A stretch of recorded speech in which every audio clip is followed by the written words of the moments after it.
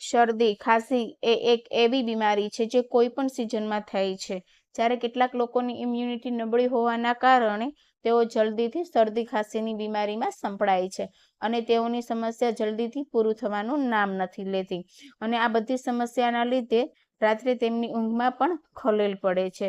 તો આજની આ રેમેડી તમને મિનિટોમાં બધી જ સમસ્યાથી છુટકારો આપવામાં મદદરૂપ થશે. તો ચાલો આજની આ રેમેડી બનાવવાનું શરૂ કરીએ.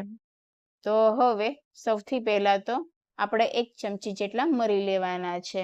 તો ઘણી વખત એવું થતું હોય છે કે શરદી ખાંસી થઈ હોય અથવા તો આપણને છાતીમાં કફ જામી ગયો હોય છે, તો ત્યારે મરીના ઉપયોગથી છાતીમાં જે કફ જામી ગયો હોય છે તે પાતળો થાય છે અને પરિણામે કફને બહાર કાઢવામાં સરળતા રહે છે.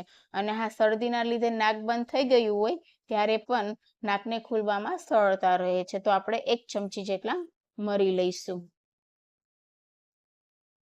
અને ત્યાર પછી આપણે 1.5 થી 2 ચમચી જેટલા અજમા લઈશું. તો અજમા આપણને ઘણી બધી રીતે ખૂબ જ ઉપયોગી સાબિત થાય છે. જેમ કે પેટમાં દુખતું હોય ત્યારે, ગેસ થયો હોય ત્યારે આપણે અજમાનો ઉપયોગ કરતા હોઈએ છીએ. એ સિવાય પણ અજમા જ્યારે આપણને શરદી, ઉધરસ કે કફ થયો હોય ત્યારે પણ તે ખૂબ જ ઉપયોગી સાબિત થાય છે અને અજમાથી ગળામાં જે ઇન્ફેક્શન લાગ્યું હોય તેને પણ દૂર કરે છે.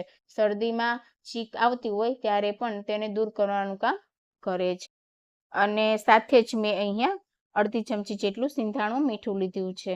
તો ઘણી વખત એવું થતું હોય છે કે કફ કે ઉધરસના લીધે ગળું બળતું હોય છે અને ગળામાં ઇન્ફેક્શન કે સોજો આવી ગયો હોય, તો ત્યારે પણ આ સિંધાણું મીઠું ખૂબ જ ઉપયોગી સાબિત થાય છે. અને ત્યાર પછી મેં અહીંયા 1 ચમચી જેટલી હળદર લીધેલી છે. તો હળદર એ ઔષધીય ગુણોથી ભરપૂર હોય છે અને જ્યારે આપણને શરદી, ઉધરસ કે પછી વાયરલ ઇન્ફેક્શન લાગ્યું હોય ત્યારે તેને દૂર કરવામાં ખૂબ જ ઉપયોગી સાબિત થાય છે. અને સાથે જ મેં અહીંયા 2 ચમચી જેટલું મધ લીધેલું છે. તો મધમાં એન્ટીવાયરલ ગુણ હોય છે જે તાવ અને અન્ય ઇન્ફેક્શનથી બચવામાં મદદરૂપ કરે છે. મધ ખાંસી અને કફને દૂર કરી ગળાની ખરાશને પણ દૂર કરવાનું કામ કરે છે. તો હવે આપણે પહેલા તો અજમા અને મરીને મીડિયમ ફ્લેમ ઉપર શેકી લેવાના છે. તો જ્યાં સુધી તેનો કલર ના ચેન્જ થાય ત્યાં સુધી તેને શેકવાના છે. તો લગભગ 1-2 મિનિટમાં આપણા મરી અને અજમા એકદમ સરસ એવા શેકાઈ જશે. તો આવી રીતના આપણે પહેલા અજમા અને મરીને શેકી લેવાના છે અને ત્યાર પછી તેને એક ડીશમાં લઈ લેશું અને ગરમ તવા ઉપર જ આપણે આદુને શેકવાનું છે. તો અત્યારે આપણે ગેસની ફ્લેમ બંધ રાખવાની છે આદુ જ્યારે શેકીએ ત્યારે.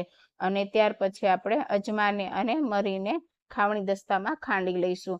અને હા, તમારે આ રેમેડી વધારે પ્રમાણમાં બનાવવી હોય તો તમે આ અજમા અને મરીને મિક્સર જારમાં પણ ક્રશ કરી શકો છો, પણ આપણે અધકચરું વાટવાનું છે, એકદમ ફાઇન પાવડર નથી કરવાનો. તો જો બસ આવી રીતના અધકચરું વાટી લેવાનું છે.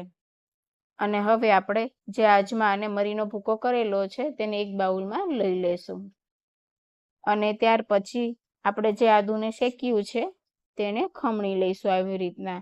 તો આદુમાં પણ એન્ટીવાયરલ ગુણ હોય છે. ગળામાં જમા થયેલા કફને તરત જ બહાર કાઢવાનું કામ આદુ કરે છે. તેનાથી શરદી, ઉધરસથી પણ છુટકારો મળે છે.